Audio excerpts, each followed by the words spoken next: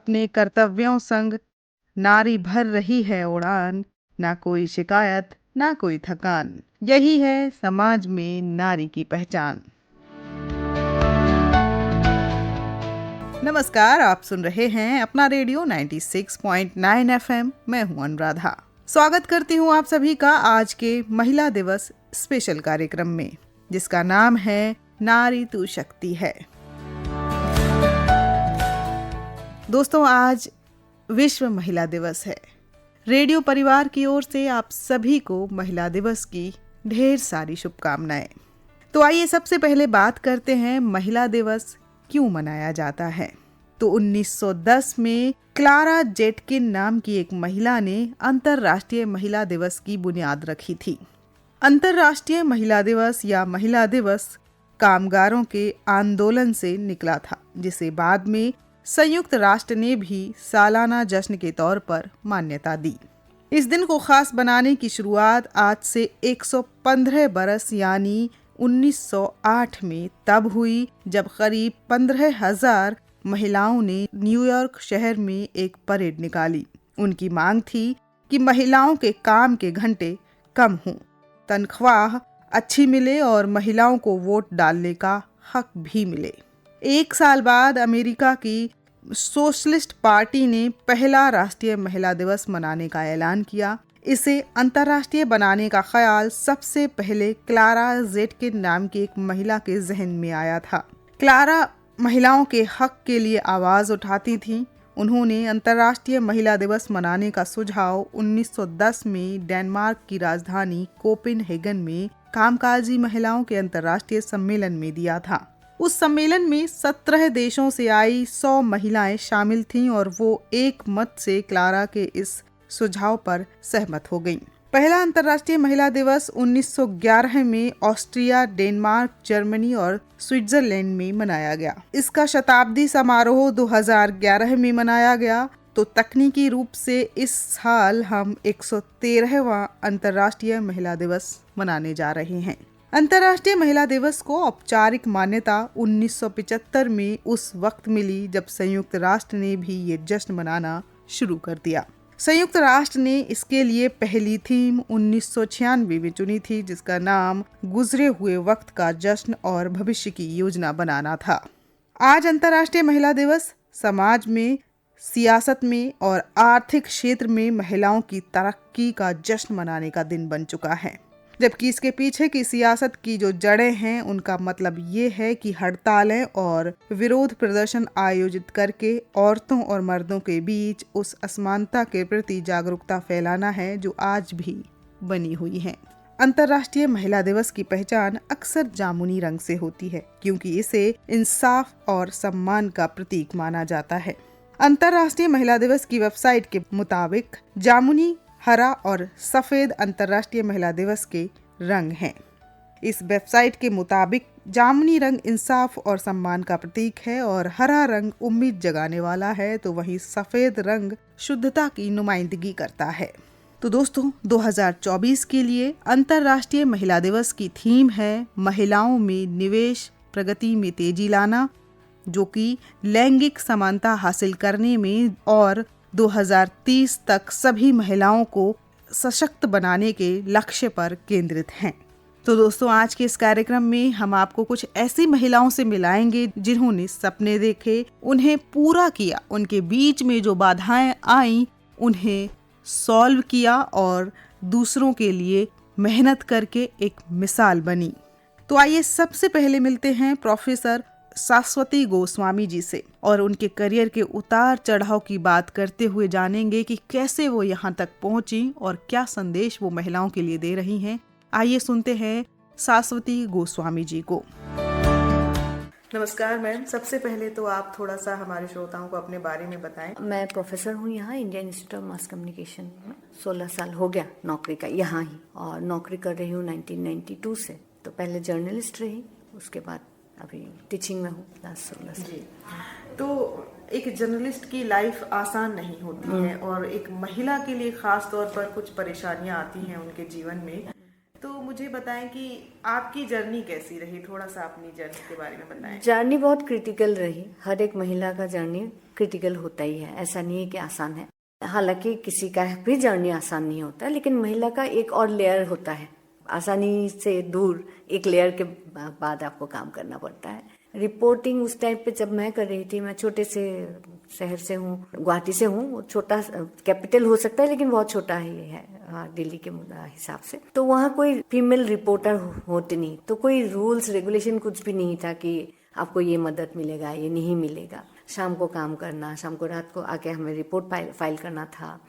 तो अब बहुत सारा ये सब झेला है, और उस टाइम पे हमें ये भी महसूस नहीं हुआ कि ये प्रॉब्लम है, क्योंकि हमने इतने प्रॉब्लम देखे हैं कि वो प्रॉब्लम भी प्रॉब्लम नहीं लगता था, कि नेचुरल लगते थे। तो अभी जब मैं सोचती हूँ कि जानी हाँ कठिन रहा, अभी तो फिर भी जर्नलिस्ट को कुछ कुछ मिल जाता है, फीमेल जर्नलिस्ट को अच्छे ऑर्गेनाइजेशन कुछ प्रोवाइड भी करते हैं, लेकिन चैलेंज बहुत है। और चैलेंज हर एक नौकरी में, घर में, हर जगह फेस करके यहाँ तक पहुंची हूँ। तो कुछ ऐसे चैलेंजेस आप हमें बता सकती हैं जो आपने उनको हैंडल किया हो, ताकि और जो महिलाएं आपको सुन रही हैं उनको प्रेरणा मिले आपसे।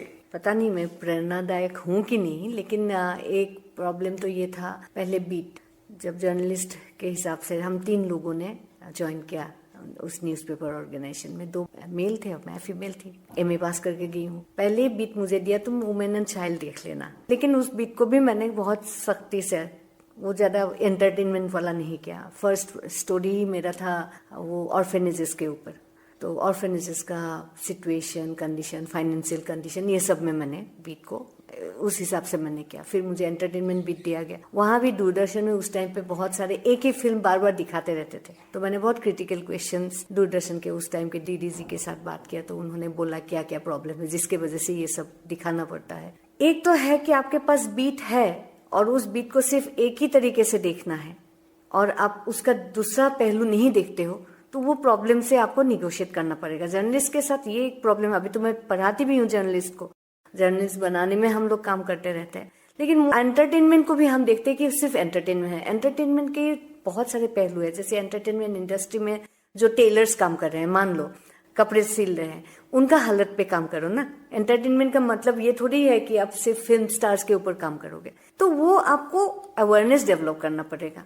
वो अवेयरनेस पढ़ाई से आता है, वो अवेयरनेस सोसाइटी के तरफ देखने से आता है। तो वो एक बहुत सुनने में बहुत आसान है, लेकिन बहुत ही जटिल काम है, क्योंकि आपको उस स्पेस पे नेगोशिएट करना पड़ेगा। हाँ, मैं एंटरटेनमेंट में काम कर रही हूँ, लेकिन एंटरटेनमेंट में मैं क्या बताऊंगी, कौन सा पहलू मैं दिखाऊंगी। तो एक वो है। दूसरी बात है बैलेंसिंग ऑफ टाइम, क्योंकि मैं नौकरी के 2-3 साल के बाद ही मैंने शादी भी कर लिया। पूरा फुल फैमिली था मेरे साथ। फैमिली का देखभाल से लेके नौकरी लेके, और उस टाइम पे मैंने पढ़ाई भी किया, एक साथ पढ़ाई भी कर रही थी मैं। ये तीनों काम कैसे आप खुद को उस टाइम के हिसाब से बनाओगे और चैलेंज के हिसाब से लोगे कि हम करके ही देखेंगे, ये करेंगे ही, टाइम पे करेंगे, वो करेंगे ही, कभी हार नहीं मानेंगे। वो मैंने हमेशा किया। तो ज़्यादा तो नहीं बोलना चाहती हूँ, लेकिन मैंने फर्स्ट क्लास फर्स्ट, उस कोर्स में भी मैंने फर्स्ट क्लास फर्स्ट लिया। मैं सबसे ज़्यादा इम्पोर्टेंट, तब तक मैं रेडियो में शिफ्ट कर गई थी।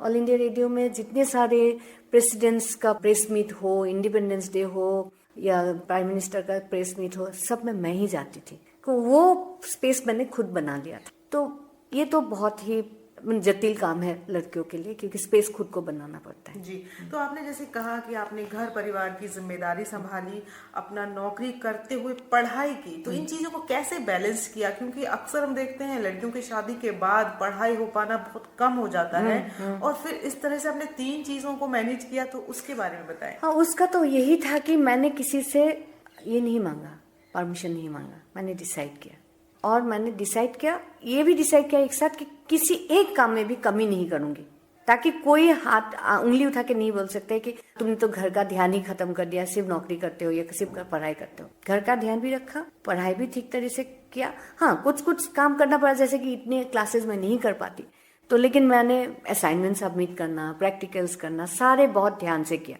और टीचर्स को मैंने बताया कि ये है। इसी बीच में मैंने नंदन का शादी भी करवाया ये टाइम के बीच में। और नंदन के शादी के अगले दिन मेरा प्रैक्टिकल का फाइनल एग्जाम भी था। तो बहुत मेहनत, फिजिकल, बहुत कंटिन्यूअसली ये खुद को समझाना कि मैं करके ही छोड़ूंगी। एक लेकिन बात है, वो सिर्फ बहुत कम उम्र में हो सकता है। अब जो उम्र मेरा हो गया ना, इसमें मैं नहीं कर पाती इतना, तो उस हिसाब से उसी टाइम पे उसी टाइम का काम कर लेना चाहिए, वेट नहीं करना चाहिए। तो वो बैलेंसिंग आपका एक जुनून से ऐसा होना चाहिए कि मैं बैलेंसिंग करूंगी, कोई उंगली नहीं दिखाएंगे, कोई काम पे मैं कमी नहीं करूंगी, हर एक काम पे 100% देके करूंगी और हो जाता है। तो महिला दिवस के इस खास मौके पर आप हमारे श्रोताओं को कुछ कहना चाहेंगी, कुछ संदेश देना चाहेंगी? मैं तो एक ही बात बोलती हूँ, श्रोता, मैं अभी जब बोल रही हूँ, हालांकि सबके लिए है, लेकिन लड़कियों को ज़्यादा ध्यान से इसको सुनना चाहिए। एक तो है कि आपने आपको अपना सेल्फ रिस्पेक्ट बरकरार रखो, आप किसी से कम नहीं हो, सबके साथ हो। दूसरी बात, इकोनॉमिक इंडिपेंडेंस एक्सट्रीमली ज़रूरी है, इसको छोड़ो मत। छोटा ही सही आपके पास नौकरी होना चाहिए, फाइनेंशियल कंट्रोल आपके हाथ में होना चाहिए, और कोई काम ऐसे नहीं सोचना चाहिए वो मुझसे नहीं होगा, भाई से होगा या मेरे पापा से होगा या बाद में हस्बैंड से या बॉयफ्रेंड से होगा। हर एक काम खुद से करने का आदत डालो। बैंकिंग से लेके इनकम टैक्स फाइल करने से लेके सब्जियां खरीदने के लेके सब करने के लिए आदत डालो। नहीं करना है, लेकिन जिस दिन करना है वो अच्छी तरह करने का आपके पास वो ये होना चाहिए। जी बिल्कुल, सेल्फ रेस्पेक्ट बहुत इंपॉर्टेंट है। जी बिल्कुल, आपने जैसे कि कहा कि हर काम को खुद करने की आदत डालनी चाहिए, क्योंकि कई बार हम लोगों पर इतना डिपेंडेंट हो जाते हैं कि अगर हमें कभी इस तरह की जरूरत पड़ जाएगी, खुद से काम करना पड़े, तो डिफिकल्टीज आती हैं। खैर वक्त सब सिखा देता है, लेकिन हमें भी उस तरह से प्रिपेयर होना चाहिए। आपने बहुत अच्छे से अपनी जर्नी के बारे में बताया, साथ में बहुत अच्छा संदेश हमारे श्रोताओं तक पहुंचाया और अपना कीमती वक्त हमें दिया। इसके लिए आपका बहुत बहुत धन्यवाद। शुक्रिया। दोस्तों, ये थी शाश्वती गोस्वामी जो अपने अनुभव हमारे साथ साझा कर रही थी। साथ ही उन्होंने बताया कि किस तरह से मुश्किलों को हल करके थोड़ा सा नया सोचकर उन्होंने अपने काम में अपनी अलग पहचान बनाई और आज वो यहाँ तक पहुँची हैं। आइए अब हम मिलते हैं अंजलि मखीजा जी से, जो कि सहगल फाउंडेशन में CEO के तौर पर कार्यरत हैं और काफी सालों से महिलाओं के हक के लिए लड़ाई लड़ रही हैं और महिलाओं के बीच में जाकर उनके साथ काम करती हैं। तो आइए मिलते हैं अंजलि मखीजा से। सबसे पहले मैम, आपका बहुत बहुत स्वागत है। धन्यवाद अनुराधा, मुझे आमंत्रित करने के लिए। विमेंस डे के इस खास मौके पर आज हम आपसे चर्चा कर रहे हैं, तो मैं जानना चाहूंगी कि आपकी जर्नी कैसी रही यहाँ तक पहुँचने की।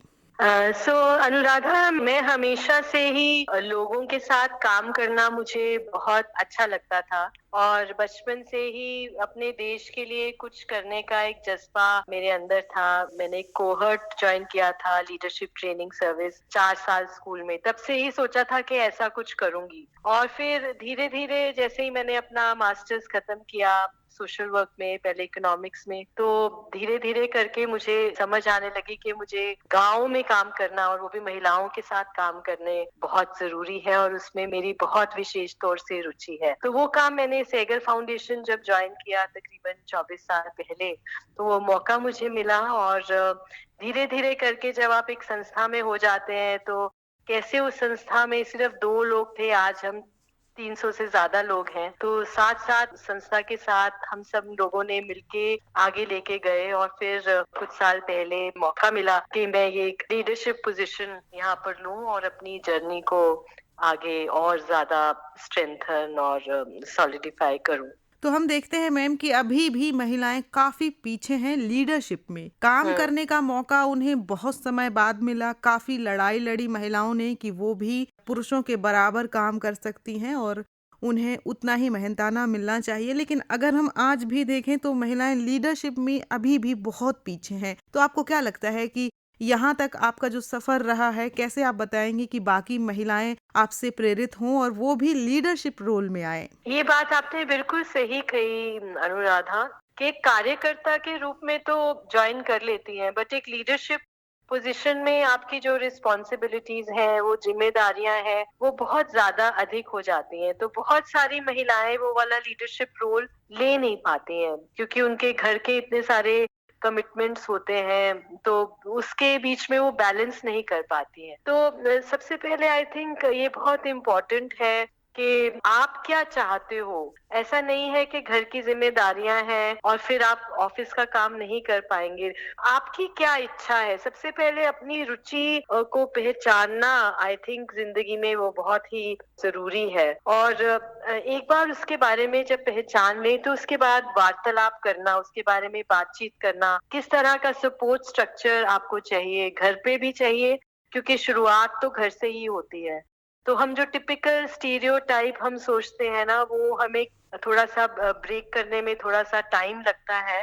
बट घर पे चर्चा शुरू होगी और किस तरह आपका काम घर पे भी और लोगों के साथ जिनके साथ आपकी शादी हुई है या आपके पेरेंट्स हैं, आपके भाई हैं, और भी लोग हैं, आपके हस्बैंड हैं, किस तरह से वो सब आपका जिम्मेवारी घर पे भी बांटे, तभी आप फिर आगे ऑफिस में दूसरे लोगों के साथ इस बात को आप एनरोल कर पाओगे। तो शुरुआत मेरे ख्याल से घर पे होती है, और ऑफिस में भी किस तरह का माहौल आपको चाहिए, वो सपोर्ट आपको चाहिए, उसके बारे में बातचीत करनी बहुत जरूरी है। क्योंकि बहुत बार लोग ना सेंसिटिव नहीं होते हैं, उनको पता नहीं होता आपको क्या चाहिए। तो इसलिए बातचीत करनी और एक कलेक्टिव और महिलाएं हैं जब एक साथ आती हैं तो बहुत ताकत हो जाती है। तो अपनी बात कहें, दूसरों की बात समझे, और nothing can pull you back. अगर आपने दिमाग में अगर आपके है कि लीडरशिप रोल चाहिए, देन आप सपोर्ट मांगते हो कि मैं इसको कैसे पूरा करूं। इसमें सरकार किस तरह से पॉलिसी में बदलाव लाकर या महिलाओं के लिए महिला फ्रेंडली पॉलिसी लाकर महिलाओं की हेल्प कर सकती है? अभी हाल ही में नारी शक्ति वंदन एक्ट पास हुआ जिसमें महिलाओं के लिए आरक्षण की बात कही गई। तो ऐसे और क्या कदम उठाए जा सकते हैं जिससे महिलाएं लीडरशिप रोल में आए और अपनी भूमिका वहां पर अदा करें? हाँ, देखिए, रिजर्वेशन तो इज वेरी इंपॉर्टेंट, किसी भी फील्ड में हो। रिजर्वेशन एटलीस्ट एक दरवाजा खुल जाता है कि महिलाएं जो अब तक नहीं आ पाती थी, उनके पास एक स्पेस है, उनके पास एक मौका है आगे आने का। तो जैसे पंचायत में भी होता, 33% रिजर्वेशन बहुत सालों से है, बट दैट डजंट मीन कि सारी महिलाएं आती हैं, मीनिंगफुली या एक्टिवली पार्टिसिपेट करती हैं। ऐसा नहीं था। वो नाम के तौर आ जाती है और उनके काम उनके हस्बैंड्स करते हैं या उनके लड़के करते हैं। तो इसी तरह one thing is of course the act. दूसरा थिंग है कि वो उनकी कैपेसिटीज, उनकी जो क्षमता, उसको आगे कैसे हम और ज्यादा स्ट्रेंथन कर सकते हैं। तो वो पूरी सामाजिक तौर पे ये सिर्फ सरकार की जिम्मेदारी नहीं है, ये हम पूरे समाज की जिम्मेदारी है। और आपकी, मेरी, सिविल सोसाइटी ऑर्गेनाइजेशंस की, एकेडमिक्स की, कॉर्पोरेट्स की, ये साझी जिम्मेदारी है। क्योंकि अगर सारे क्षेत्रों में अगर हम मिल के काम करेंगे तभी कोई बदलाव पॉसिबल हो पाएगा। तो जैसे जैसे अगर for example work from home policy Covid के टाइम से पहले नहीं थी, और अब बहुत सारे, और मैं ये नहीं कहती कि सिर्फ महिलाओं को, आदमियों को भी जरूरत होती है सम फ्लेक्सिबिलिटी, तो और भी सारी रिजर्वेशन की भी है। और अगर कोई महिला घर से बाहर आएगी तो आदमियों को भी ये बात समझनी होगी कि उनका सपोर्ट घर पर भी करें और ऑफिस में आपके बाकी कोलीग्स उनका सपोर्ट करें। तो ये एक बातचीत है, इट्स अ क्रम, जो सारे पहलू से, एक आइसोलेशन में हम नहीं कह सकते। समाज के सारे स्टेक होल्डर्स को एक साथ मिलकर इसमें अपनी भागीदारी देनी होगी। तो जैसे कि आपने शुरुआत में कहा था कि आपको महिलाओं के साथ काम करके अच्छा लगता है और आपका लगभग 24 सालों का लंबा एक्सपीरियंस है फील्ड में काम करने का, ग्रास रूट लेवल पर काम करने का। तो मुझे बताएं कि आपको कुछ ऐसे एक्सपीरियंसेस बताएं जहां पर महिलाएं आगे आकर अपने लिए लड़ी हों, या कुछ ऐसा जो अलग अनुभव आपका रहा हो, उसके बारे में बात करें। हाँ, तो ऐसी तो बहुत सारी मुझे बातें याद आ रही है अनुराधा। कपल ऑफ एग्जांपल्स मैं दे सकती हूँ। जैसे कि हमने जीवन कौशल शिक्षा, लाइफ स्किल एजुकेशन शुरू किया था एडोलेसेंट गर्ल्स के साथ, जो मैंने शुरू किया था जब मैंने सेगल फाउंडेशन शुरू किया। और सेगल फाउंडेशन से पहले भी मैंने हेल्थ में बहुत 7-8 साल काम किया है दूसरी अन्य संस्थाओं में। जी। तो जब हम उनको जानकारी देते थे, उनकी जिंदगी में क्या लक्ष्य उन्होंने तय किया करना है, या कॉन्फिडेंस बिल्डिंग, कम्युनिकेशन स्किल्स, ये सारे इंटरैक्टिव सेशंस हैं, एक्सपीरियंशियल सेशंस हैं, जिसमें वो खुद आके अपनी बात कहती हैं, अपने बारे में कुछ सोचती हैं, वो क्या जिंदगी में करना चाहती हैं, और साथ में उनको और जानकारी कि शादी की सही उम्र क्या है, और अपना स्वास्थ्य का कैसे देखभाल करनी है। तो बहुत सारी लड़कियां ऐसी थी जिन्होंने ये निर्णय लिया था कि मैं 18 साल से पहले शादी नहीं करूंगी। पहले तो ऐसा होता था कि सबकी हो जाती थी शादियां, बट अब उनको एक जानकारी भी मिल गई और एक कॉन्फिडेंस भी मिल गया कि वो अपने पेरेंट्स से ये बात उन्होंने जाकर कही और उनको फिर आगे पढ़ाई की रजामंदी हो गई और that helped in delaying the marriage of young girls. तो ऐसे कुछ एग्जाम्पल्स थे। दूसरे फॉर एग्जाम्पल हम महिलाओं के साथ काम करते हैं, कलेक्टिव्स, विभिन्न ग्रुप्स में काम करते हैं। जब महिलाएं इकट्ठी आ जाती हैं तो उनको एक दूसरे से बहुत स्ट्रेंथ मिलती है, एक दूसरे से बहुत सहारा हो जाता है। तो हमने जो जानकारी दी महिलाओं को, उन्होंने एक साथ आकर स्ट्रक्चर ट्रेनिंग्स के बाद ये निर्णय किया कि हम अपने गांव में पानी की व्यवस्था लाएंगे, या अगर बिजली की प्रॉब्लम है तो हम खुद जाएंगे एज अ ग्रुप और ट्रांसफार्मर गांव का ठीक करवाएंगे, पानी लेकर आएंगे, रोड बनवाएंगे, टॉयलेट्स बनवाएंगे, जो पहले कभी उन्होंने कल्पना भी नहीं की थी कि ये सब मिलकर वो अपने गांव के विकास में इतना योगदान कर सकती है। तो ऐसे बहुत सारे केस स्टडीज हैं जिसमें उन्होंने ऐसा बदलाव, विकास का बदलाव अपने गांव में और अपने लिए, अपने परिवार में किया है। मुझे ये जानकर अच्छा लगा कि आपके इतने अच्छे अनुभव रहे महिलाओं के साथ। आज के इस खास मौके पर महिला दिवस है, आज हमारे श्रोताओं को कोई संदेश आप देना चाहेंगी? हाँ, ज़रूर। मैं एक तो ये कहना चाहूँगी कि बदलाव शुरू आपसे ही होगा और किसी से नहीं होगा। पहल आपको खुद करनी है। अगर आप ज़िंदगी में कुछ करना चाहते हैं, आगे बढ़ना चाहते हैं, पहल आपको करनी है और आत्मविश्वास अपने अंदर लाना है, और ये बातचीत से ही होगा। अपनी बात अगर आप कहेंगे नहीं तो फिर ज़िंदगी में आगे हम कैसे बढ़ेंगे? तो अपने आप को पहचानें, अपने आप पर आत्मविश्वास रखें और जो भी आप करना चाहते हैं ज़िंदगी में उसकी चर्चा करें, समाज में, कम्युनिटी में उसके बारे में क्या सपोर्ट चाहिए आपको, उसके बारे में बात करें और दरवाजे फिर अपने आप खुल जाते हैं। जैसे कहते हैं ना कि आप अगर दिमाग में कुछ विजन करते हैं ज़िंदगी में कि आपको ज़िंदगी में क्या चाहिए, आप पहले विजुअलाइज तो कीजिए, उसके बारे में कहीं लिखें, उसके बारे में सोचें लगातार, तो देखेंगे आप कि अपने आप आपके रास्ता खुल जाएगा और लोग आपके साथ जुड़ते चले जाएंगे। तो उसके बारे में सोचना और उसके बारे में फिर धीरे धीरे अग्रसर होना बहुत जरूरी है। इतना ही मैं कहना चाहूँ। जी, आपसे बात करके मुझे बहुत अच्छा लगा और आपने अपना कीमती वक्त हमें दिया, इसके लिए आपका बहुत बहुत धन्यवाद। धन्यवाद। Thank you so much Anuradha. दोस्तों, अंजलि मखीजा ने बहुत ही अच्छी बात कही जो मुझे बहुत पसंद आई कि आपको एक बार सपने देखना है और उसके रास्ते अपने आप बनते चले जाते हैं। बस आपको एक बार विजुलाइज करना है कि आप क्या करना चाहती हैं। तो आपके बीच में हो सकता है कि परेशानियां आए, पर ऐसी कोई परेशानी नहीं है जिसका हल ना निकाला जा सके।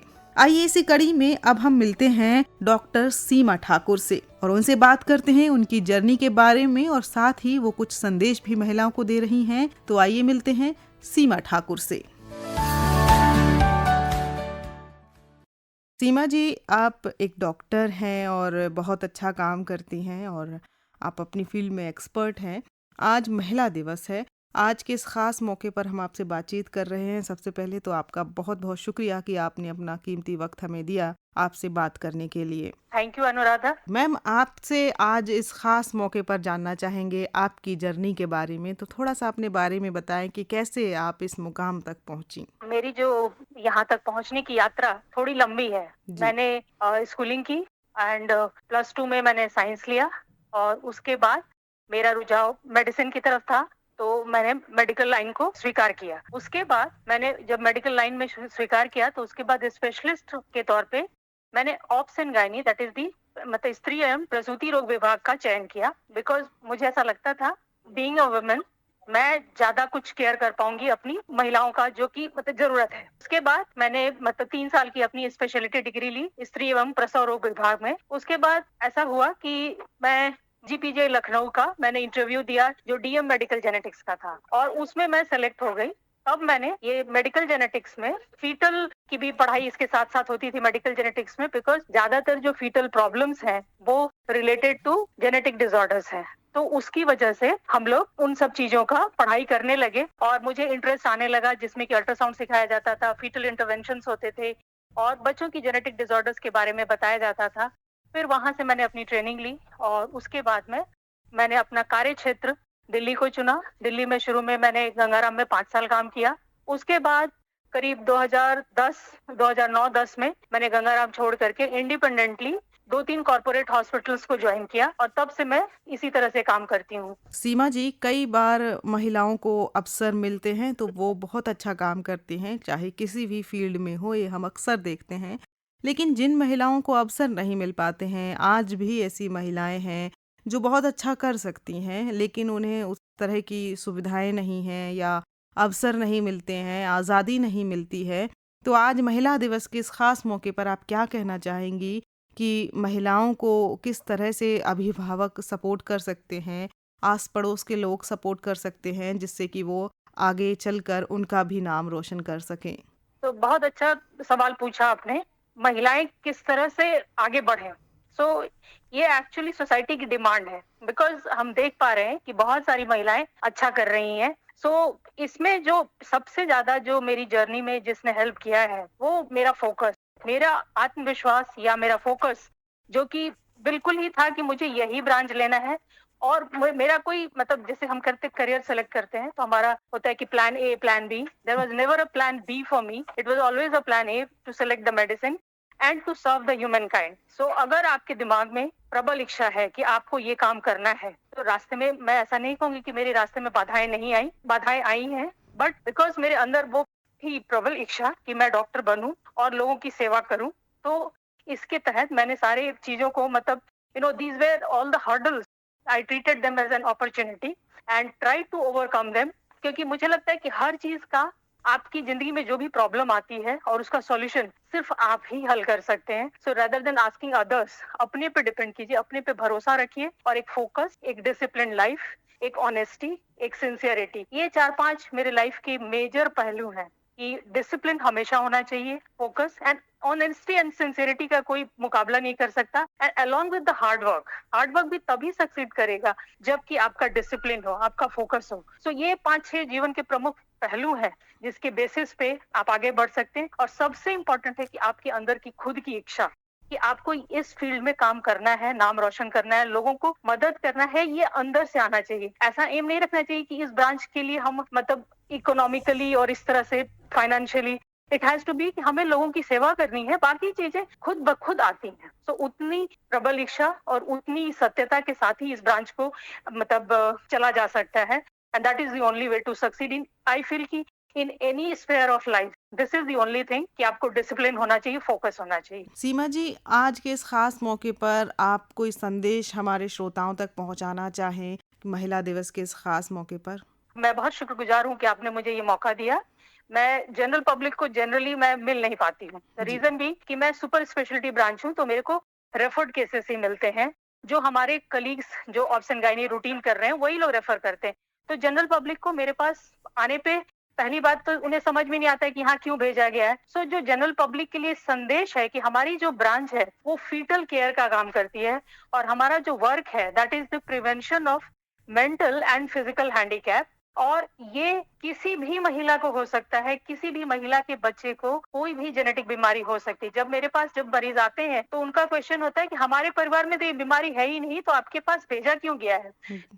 मेरा मैसेज है कि 90% जेनेटिक डिसऑर्डर बिना किसी फैमिली हिस्ट्री के होते हैं।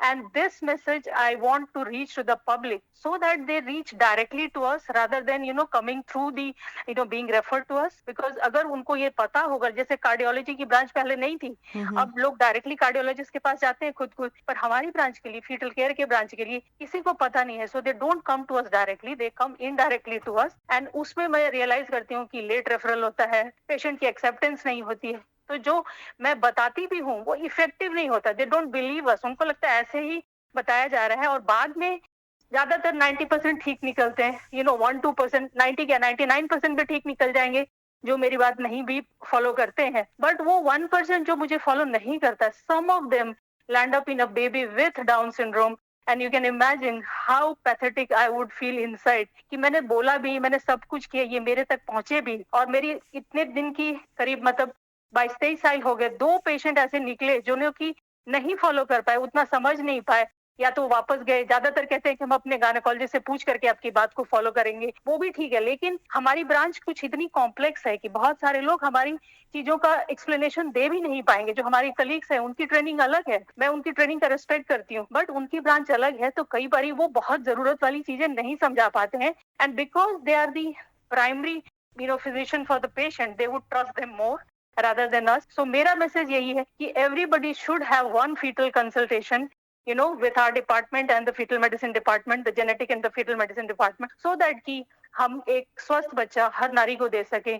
हर नारी का एक सपना होता है और हर सोसाइटी की एक डिमांड है कि बच्चा कम से कम मेंटली और फिजिकली स्वस्थ रहे। बिकॉज जो मेंटल और फिजिकल हैंडीकैप है, 3 to 4% में फिजिकल हैंडीकैप होते हैं, 1% में मेंटल हैंडीकैप होते हैं, and these will be better cared by us because the obstetric colleagues, they are mainly trained for the maternal care rather than the fetal care.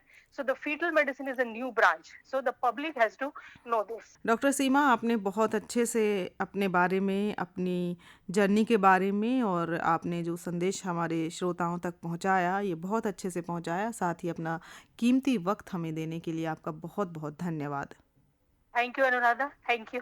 तो दोस्तों, ये थी डॉक्टर सीमा ठाकुर, जिन्होंने बहुत अच्छे से अपनी जर्नी बताई और साथ में बताया कि जब आपके पास एक लक्ष्य होता है तो आपके पास योजना बनाने का जो जुनून है वो अपने आप आ जाता है। तो दोस्तों, इन सब महिलाओं से मिलकर जो अपने अपने क्षेत्रों में बहुत ही अच्छा काम कर रही हैं, मुझे बस कुछ लाइन्स याद आती हैं जो मैं आपको सुनाना चाहूँगी। औरतें मिट्टी के खिलौने बनाती हैं, मिट्टी के चूल्हे और झांपी बनाती हैं। औरतें मिट्टी से घर लीपती हैं, मिट्टी के रंग के कपड़े पहनती हैं और मिट्टी की तरह गहन होती हैं। औरतें इच्छाएं पैदा करती हैं और जमीन में गाड़ देती हैं। औरतों की इच्छाएं बहुत दिनों में फलती हैं। यानी कि कहने का मतलब है कि औरतों में समुंदर की तरह सब्र होता है और इसलिए औरतों को शक्ति कहा गया है। तो एक बार फिर आप सभी को अंतर्राष्ट्रीय महिला दिवस की ढेर सारी शुभकामनाएं। दोस्तों, अब हमारा समय हो रहा है आज के इस कार्यक्रम से विदा लेने का। आपको बता दें कि अब से कुछ ही देर में आप हमारे पुनः प्रसारित कार्यक्रमों को सुन पाएंगे। अब दीजिए अनुराधा को जाने की अनुमति। आप सुनते रहिए अपना रेडियो 96.9 FM। नमस्कार।